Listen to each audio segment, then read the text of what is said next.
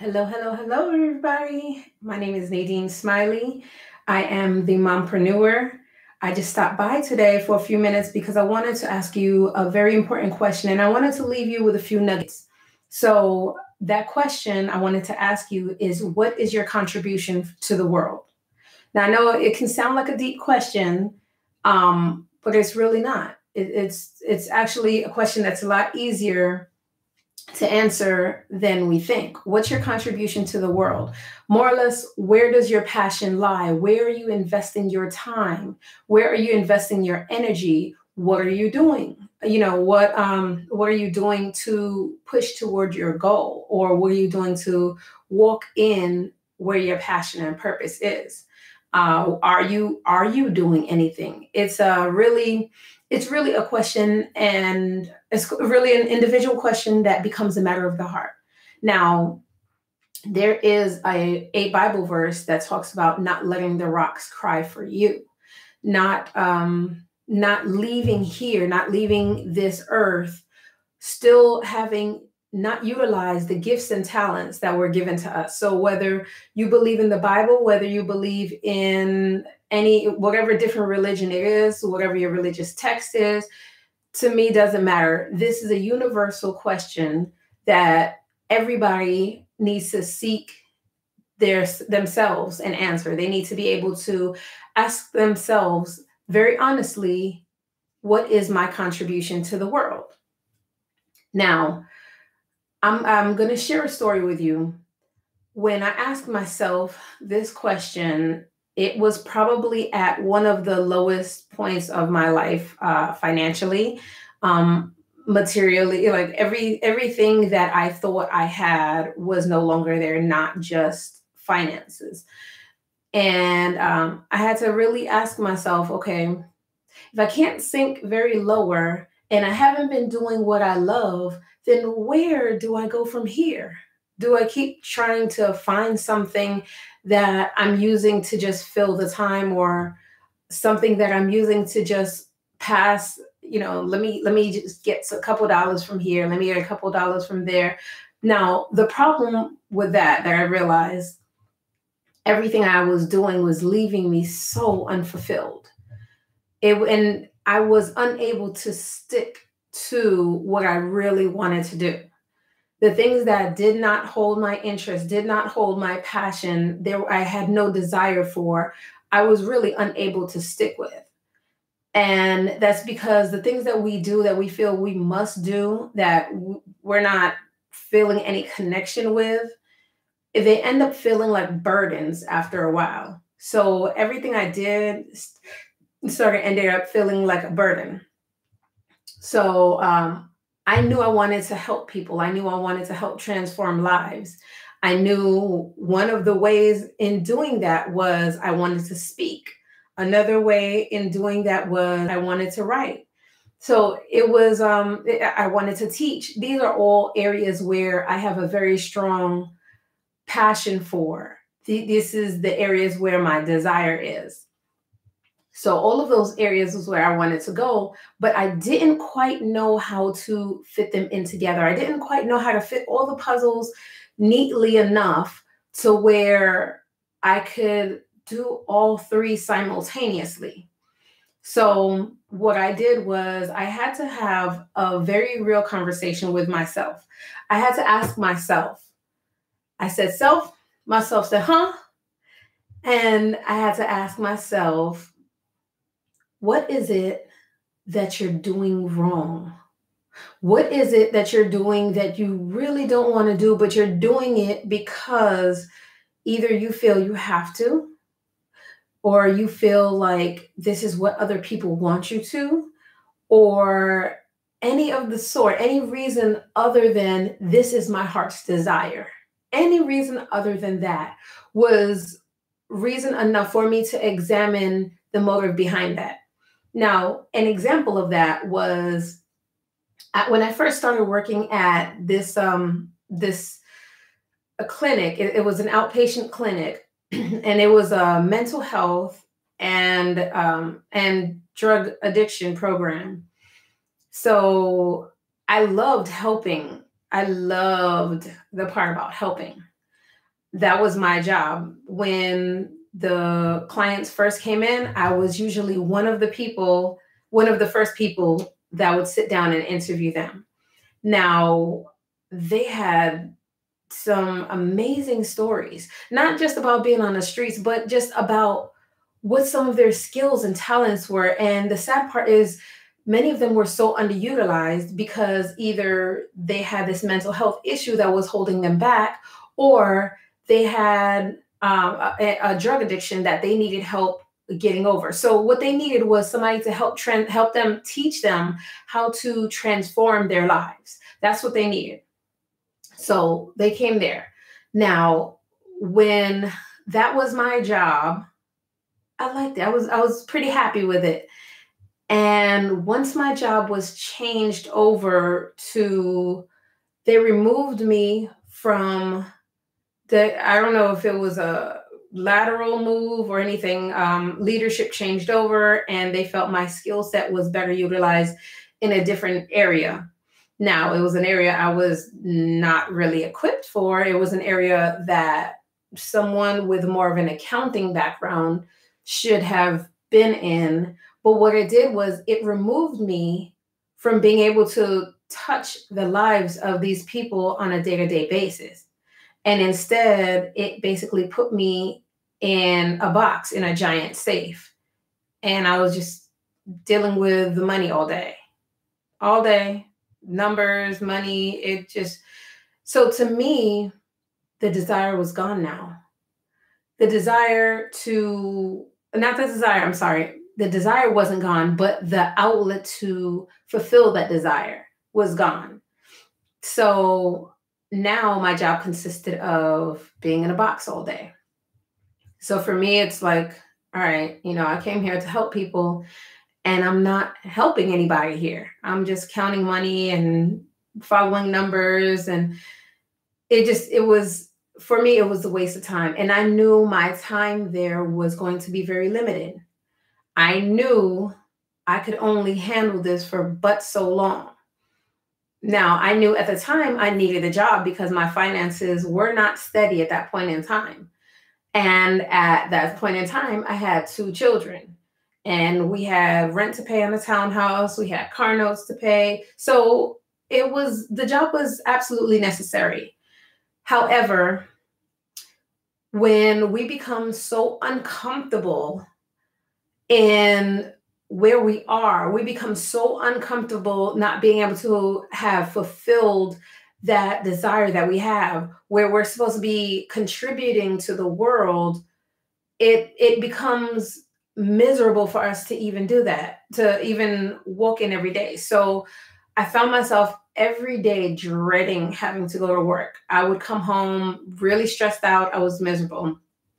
And even then, the money just didn't seem like it was even stretching far enough anymore. It seemed like either our bills were growing or the money was shrinking. I don't know what was happening, but something was happening and something was happening to me. I felt like my contribution was no longer valid.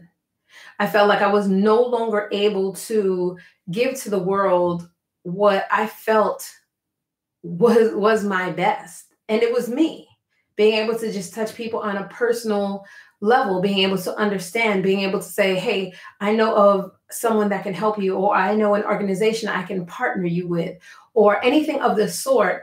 Because for me, it wasn't about any accolades. It was about helping change those lives. It was about when we saw somebody graduate the program, it was like, wow, I remember when you first got here. Yeah, that was amazing. And, a lot of times it's like, yeah, you were a hot mess when you got here. You was cursing us out and going off on us. But look at what you've done. Look at what you've accomplished. And that to me is like, oh, that's so heartwarming to me.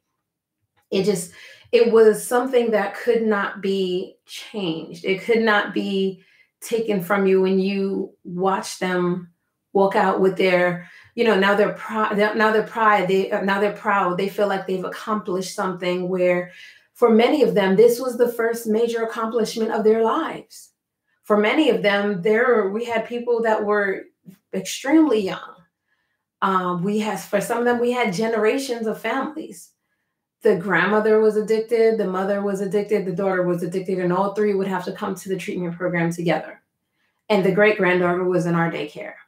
So for us, it was just, wow, okay, you're breaking the cycle for your child. It was something amazing to watch. So when I felt like the access to contribute was removed and I was put in a setting where I'm no longer touching any lives, I'm no longer even making a difference, I couldn't impart anything, any lessons, anything into anyone around me because I was pretty much by myself all day. So it was like a big safe. So for me, that job did not last very much longer after that. Once I went out on a medical issue, during that time, I decided not to come back. I felt like my time here is too short.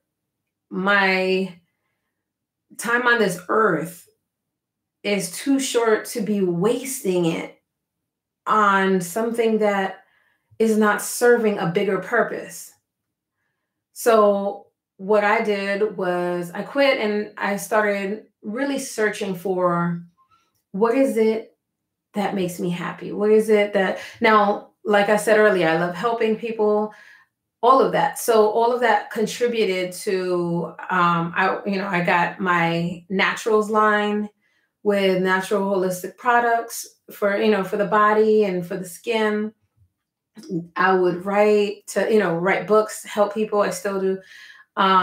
Speaking engagements, all of that, trying to tie all of that together, classes to help people, heal from certain issues, all of that tying together. So it wasn't until I was able to figure out that my contribution to the world is not any one thing. It's not any single thing, any single lane, any single path. It's gonna go different ways. For me, that contribution remained in me being able to offer all of those things now under an umbrella. So I am the mompreneur. However, there are many things that fall under that umbrella. And I'm able to utilize any of those things at any point in time to be able to reach out and touch someone, to be able to help them transform their lives, to be able to help teach them, to be able to say, hey, you're struggling with this, I got something for you. And all of those for me are helping transform lives in one way or another. So I had to get really clear and really honest with what is it that was important for me? What is it that I had to contribute to the world? What was holding me back? So that's my question to you now. You know what your passion is. You know what your great desire is. You also know what's holding you back. Now, for the majority, it's fear that's holding you back. And I say that to say that fear holds most people back. Fear is not a real thing. Somebody told me this recently, and it stuck with me. It resonated so much that it actually helped me make a clear decision. She told me, don't make a decision in fear or out of fear, because fear isn't real. Make a decision out of love, and whatever decision you make is one you'll be happy with. So when she said that, I was like, It very clearly knocked away all variables that were bouncing around in my head, that I was like, and what about this? And what about that? And I don't know, but this might happen this way and that might happen that way. It just clarified. There was one path. There was one choice. Only one choice exerted the love that needed to be shown. That I needed to see and that I needed to show. Only one path. So everything else, it's like everything else just kind of fell away, and it made the choice so much easier. So that's what I'm telling you today is your heart's desire to own a business. If it is, one, what are you doing to get there? Two, are you not moving forward because to you it's like, there's so many businesses, the rate of businesses failing is so high. Why waste the money or why waste the time? No, that's fear. You're talking yourself out of it because you're scared. Why not try it? It might just be successful. It might be more successful than you can even think, imagine, dream, anything. It might just be. And the fact of the matter is, when your time is up, if you didn't give life your all, if you go to the grave, if you go to the grave with all of these questions, all of these what ifs. I read an article once that said the biggest regret that most people have on their dying bed is that they didn't do something they've always wanted to do. They didn't take a step that they always wanted to take. They didn't start that business they always wanted to start. They didn't go into that relationship because they were scared. They just didn't. And because of that, they've had to live with the what ifs. And, at the end, years later, decades later, at the end, they're still thinking, what if? What if I would have started that business? Would I have been able to leave it to my grandkids? Would that have been my legacy? What if I had went up to that guy or that girl and talked to them? Will we have worked out? Maybe, maybe not. But the fact is, you won't know unless you try. So your contribution is however much you're willing to put into it. We're never going to know how things end, ever. I don't know anybody that is clairvoyant enough to be able to say, hey, this is how things are going to happen. And this is the choices that you're going to make. And I can tell you exactly when and exactly how. And I can give you all the details. And if you know somebody like that, please introduce me because I have so many questions. But the matter is, are you going to give it your all? You have a contribution to make to the world. Let's not get this twisted. Everybody has something that's in them that the world is going to be that much better because you deposited that in the world. So for you to have, and everybody has those doubts. Everybody has the doubts like, is my contribution really that important? I only do this. We like to sell ourselves short a lot. We really do. And that's often because of fear. We can always trace it back to fear. We're not confident in our abilities. We're not confident in the things that we're equipped with. We're not even confident. Often we're not confident in the education that we have to be able to bring that information forward. But if allowing ourselves the opportunity, we will surprise ourselves more often than not. I was always hesitant to do videos or do podcasts or even speaking engagements because for me it was like, well, what if I mess up? What if I miss something? What if I say something that doesn't really resonate with the crowd? You know what? I had to get to the position of saying, the ones that need to hear me will hear me.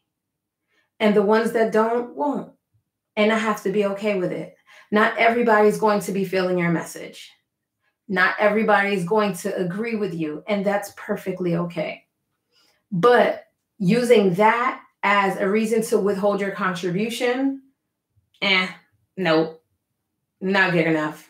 Not good enough. Because then you'll be one of those people that on their deathbed, they're saying, what if? I don't want to be one of those people. I don't want a what if. So far, the way I've lived my life is let me shoot for the moon. And that way, if I miss, I'll land among the stars. But I know when I aim, and I really, really, really believe in what I'm doing, most times I land, I hit my mark, or I hit close to my mark. And there are times when things have gone totally unexpected. And even to where I thought it was a negative thing and it turned out to be a positive thing. And, I thought it was a door closing, but it was just another one opening. In a conversation with my brother recently, I have a bunch of brothers and sisters, but there are some that I seek their counsel, even some younger than me, that I seek their counsel when I'm really struggling with something. So I was struggling with making a decision, and I spoke to my younger brother. I only have one younger brother, but I spoke to my younger brother, and he told me this parable that I thought was very, very good. So I want to share that parable with you. I forget the name of the person that he heard from, but I don't want to take credit from anybody. But the parable goes, there was a rich farmer, and next door to that I'm sorry, there was a poor farmer, and next door to that poor farmer lived a rich farmer, a rich person. So the poor farmer, most of their money was made, by their horses. Or by their main stallion. So one day the stable was left open and the stallion left. So the rich neighbor's like, oh man, that's messed up. What you gonna do? That was your money. Like, I don't know, you about to be broke. I don't know what you about to do, man. So the poor farmer said, maybe. So the rich neighbor didn't really understand that response, but he shrugged off like, all right, whatever. So a few days later, the horse comes back with several more horses in tow. So now the rich neighbor is like, oh, wow, look at that. Like, your horse ran away and came back. He hooked you up. You're good now. So the poor farmer's like, maybe.